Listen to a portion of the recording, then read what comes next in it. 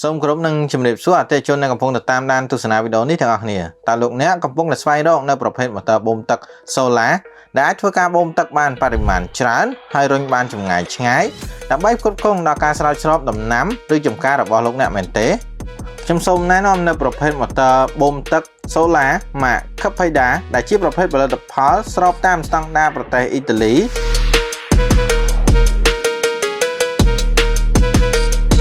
ពូប្រភេទម៉ូទ័របូមទឹក Solar នេះវាមានកម្លាំង15សេសឬកម្លាំង 11000 វ៉ាត់ដែលជាប្រភេទម៉ូទ័របូមទឹក Solar ប្រភេទ Hybrid AC/DC ដែលអាចប្រើប្រាស់បានទាំងភ្លើងរ៉ាត់និងភ្លើង Solar ជាមួយនឹងទំហំតួម៉ូទ័រទំហំ6អ៊ីងឬទំហំ150ភ្ជាប់មកជាមួយនឹងទំហំសយោទឹកចេញ4អ៊ីងឬ100ដែលវាអាចធ្វើការបូមទឹកបានបរិមាណ96ម៉ែត្រគីបក្នុង1ម៉ោងនិងអាចធ្វើការបូមទឹកបានកម្ពស់រហូតដល់110ម៉ែត្រចំពោះប្រភេទម៉ូទ័របូមទឹក Solar ប្រភេទនេះ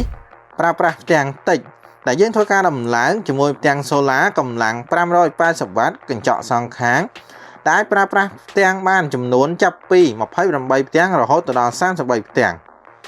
ប្រភេទម៉ូទ័របូមទឹក Solar នេះគឺយើងធ្វើការដំឡើងជូនអតិថិជននៅទីរួមខេត្តរតនគិរី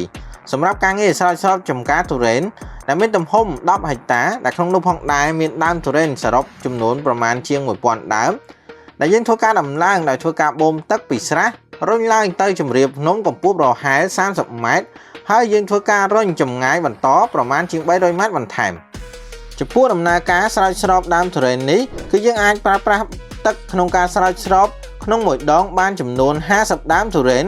ដែលក្នុងមួយដើមយើងប្រើប្រាស់ជាមួយនឹងក្បាលវិលសាច់ចំនួន3ក្បាលដែលសរុបក្នុងមួយលើកយើងអាចប្រើប្រាស់ក្បាលវិលសាច់ចំនួន150ក្បាលវិលម៉ូទ័របូមទឹក Solar ម៉ាក Capeda ជាប្រភេទផលិតផលដែលមានគុណភាពខ្ពស់កម្លាំងខ្លាំងប្រើធន់ប្រើប្រាស់បានយូរបូមទឹកបានច្រើន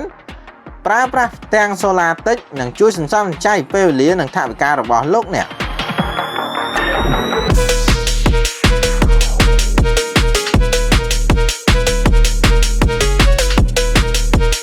សម្រាប់ប្រភេទម៉ូទ័របូមទឹក Solar ម៉ាក Capeda យើងក៏មានការធានាបន្ថែមរយៈពេល1ឆ្នាំទៅលើគ្រឿងបន្លាស់និងរយៈពេល3ឆ្នាំទៅលើសេវាកម្មមិនថាប្រភេទម៉ូទ័របូមទឹកទម្លាក់អណ្ដូងឬដាក់លើគោកនោះទេ